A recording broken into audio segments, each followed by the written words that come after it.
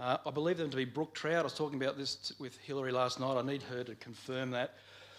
I guess the point is that I've fallen in and out of love with trout several times since this photo was taken. And fast forward 25 odd years and I found myself living and working in the North Island of New Zealand.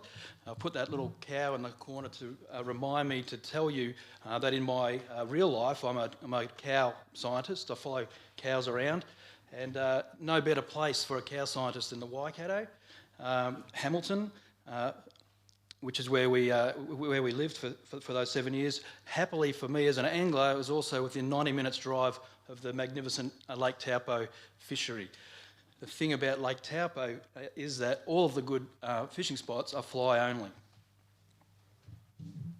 So I had to learn to fly fish quickly, and I did so. The fish on the left there is my first ever trout on a fly. It was a big rainbow from the Tongariro River, as you can see.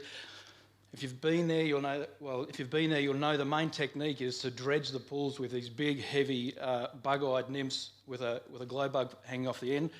People like Trevor will be absolutely cringing with that technique. Absolutely no finesse whatsoever. I got quite good at it over 7 years. On the right-hand side was my other trick. In summertime, fishing for these same big rainbows in the river mouths of Lake Taupo, so smelting fish, casting big, luminous smelt flies. So again, you know, no finesse required. I did catch a lot of nice fish, right? So sort of 5 to 8 pound trout. As I said, these were my only tricks. This was all I did, right? I lived in New Zealand for 7 years, never caught a brown trout, never fished for them, never felt the need to, because I had these things on my doorstep, or virtually on my doorstep. So, came back to Victoria in 2002 because I was worried my boys might start throwing the ball backwards. Followed the cows again, as you can see. So I ended up in Warragul, working at a research station to the south of Warragul. Immediately tried to become reacquainted with Victorian trout. This photo shows probably one of the first ones that I caught after my arrival back home in Australia. It's the Loch River. Look, it's not a bad fish for the Loch River, but after 7 years of those big rainbows, I have to admit it left me kind of nonplussed.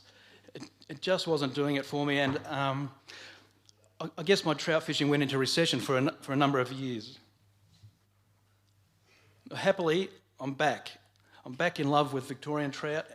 I sort of got dragged there, or maybe nagged there by my 3 sons who have shown me, I guess they've shown me the great satisfaction you can get from targeting and catching trout in places that you've never been before, irrespective of the size of the fish. In other words, they adjusted my attitude, I guess, to place a little bit more emphasis on the adventure, as Hilary and Robbie have both alluded to today, and a little bit less on the size of the trout.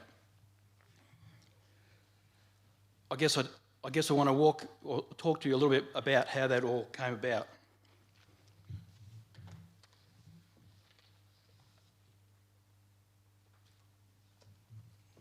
Sorry, just getting a bit dry in the mouth. Now, this is a dam. It's a dam that's quite close to our house in Warragul. It's about 500 metres away. We lived in our house for 11 years before we went to fish this dam. I only did that at the insistence of Billy, actually. The afternoon that we finally went to fish it, we found it full of, rainbow trout. No idea how they got there. Someone clearly stocked it, but also some big redfin. Now, I know these are not wild brown trout, but the discovery of this dam on our doorstep was very important development for our family and our fishing, because it gave the kids somewhere where they could go to fish without me. Right? So they could go there after school every day, which they did for days on end. They still fish it, and I guess it accelerated their development as anglers because they didn't have me there to help them and to do the knots and to choose the lure or to land the fish or whatever. Ultimately, though, I guess, as I found with the New Zealand Victorian comparison, Billy in particular outgrew the dam. It wasn't that he didn't like going there to catch the fish; he just wanted to expand his horizons. He wanted to catch wild brown trout, and so I want to talk to you about that journey. But I also wanted to point out, just as an aside, the downside of unsupervised fishing. This is This is my middle boy, Callum. He came home one night after fishing in the dam with this soft plastic stuck between his eyes. Billy had hooked him on the back cast. Now it was a Friday. It was probably the biggest fish Billy's ever caught. It was a Friday night, right? So what happens on Friday nights in our house is there's beers consumed and wine by my wife. So there was no driving to hospital. So we lay him down on the kitchen bench and we operated. We pushed that hook through and we cut it off with a pair of side cutters and it all healed up. But the point is, it was a very close thing. It was a nasty. It could have been so much nastier, and it was a good lesson for all of us, including the boys. And I encourage them to wear sunglasses now.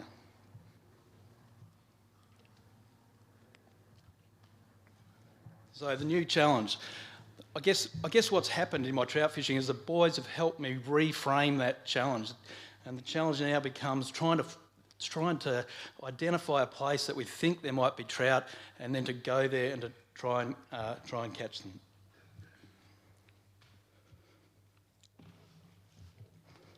So some of the information sources that the boys have used, or the boys have helped me use, I'll just run through a few of them. This is a book that Trevor Hawkins and I composed or updated several years ago. They've just put it out as a second edition. As far as I know, everyone's got a copy in their red bag. Is that correct? So there's one of these in everyone's bag now. Clearly, Trevor did all of the work. His knowledge of fishing locations around the state is immense, so it could never have been published without him. It hasn't got all the answers. It doesn't tell you where to go, but it certainly will give you some starting points if you're looking to find new places to fish. Local knowledge is another one. Billy and Cal are very good at extracting it. This fella here is a guy called Hanno Parker. I don't know if anyone knows him, but he runs a tackle shop out of a shipping container in Newgee. You could cast into the Latrobe River from his shop.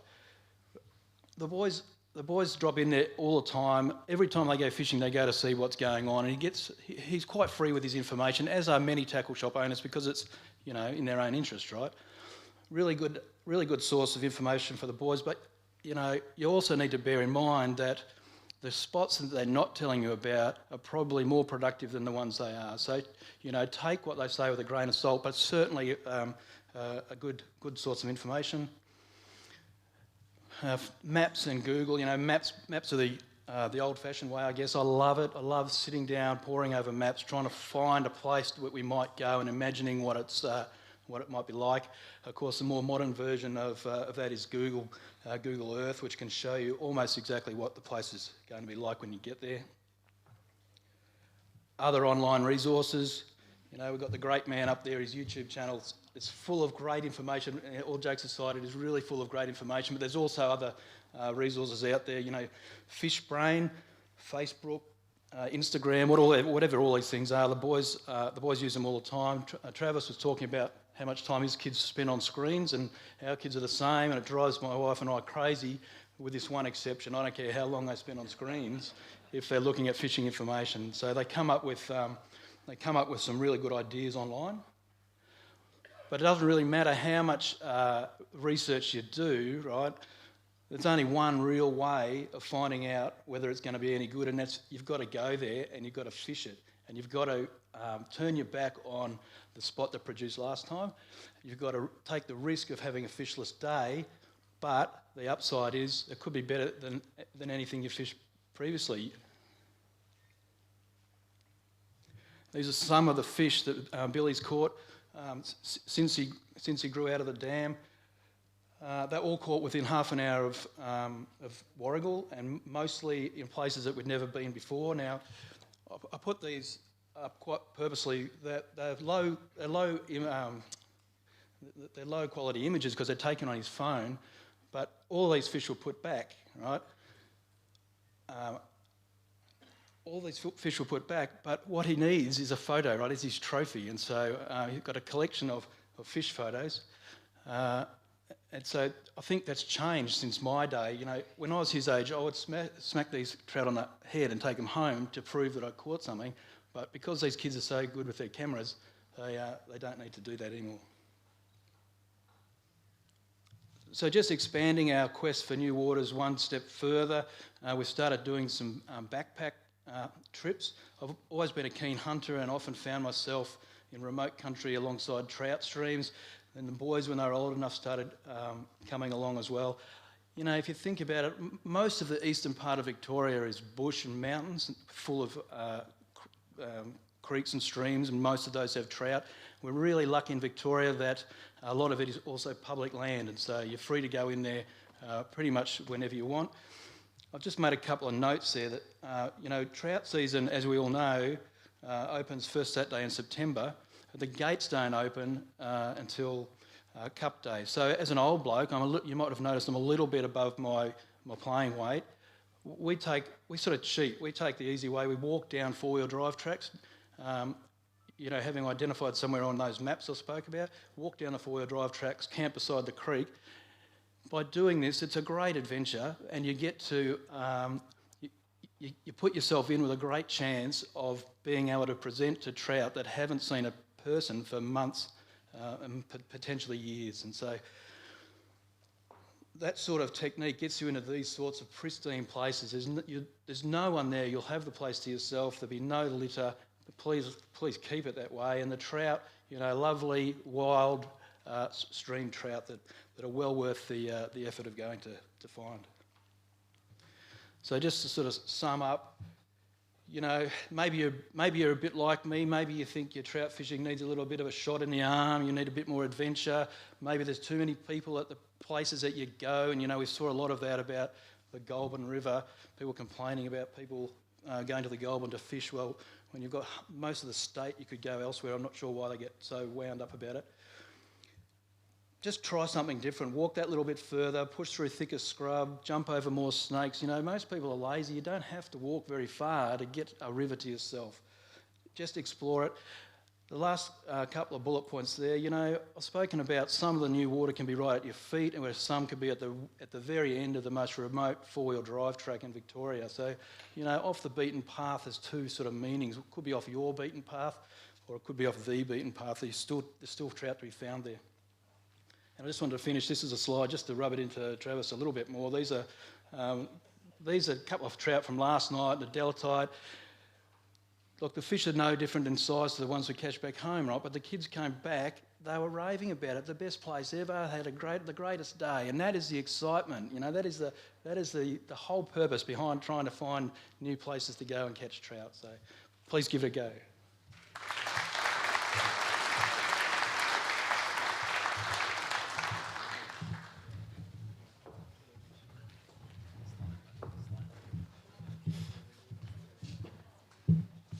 Thanks, Martin. Very informative, great talk. But